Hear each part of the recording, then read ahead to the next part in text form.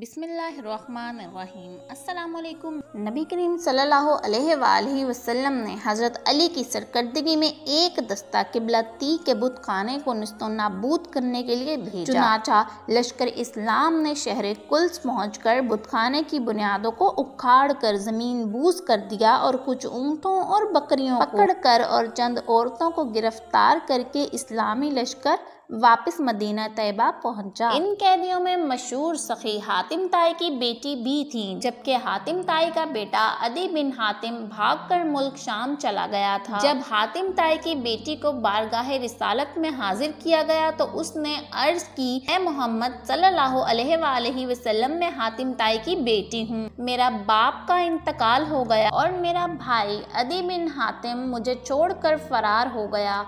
आप सल्लल्लाहु अलैहि वसल्लम मुझ पर एहसान कीजिए, अल्लाह ताला आप पर एहसान करेगा। हजूर सल्लल्लाहु अलैहि वसल्लम ने हातिम ताई की बेटी को रिहा कर दिया और सफर के लिए एक ऊँट भी अनायत फरमाया। चुनाचा हातिम ताई की ये बेटी, जिनका नाम सकाना बिनते हातिम था, मुसलमान होकर अपने भाई अदी बिन हातिम के पास पहुंची और इसको नबी करीम सल्लल्लाहु अलैहि वसल्लम के इखलाके हुस्ना से किया। अदी बिन हातिम अपनी बहन की ज़बानी नबी करीम सल्लल्लाहु अलैहि वसल्लम के खल्के अजीज बाते करीमा सुनकर बेहद मुतासिर हुआ और बगैर कोई अमान तलब किए हुए मदीना मुनव्वरा आकर हजूर सल्लल्लाहु अलैहि वसल्लम की बारगाह पनाह में हाजिर होकर मुशर्रफ बा इस्लाम हुए। वीडियो अगर अच्छी लगी हो तो इसे सवाब की नियत से प्लीज़ शेयर करना मत भूलिएगा। अपनी दुआओं में याद रखिएगा। अल्लाह ताला हम सब की मग़फ़िरत फरमाए। आमीन सुम्मा आमीन। जज़ाकल्लाहु खैरा।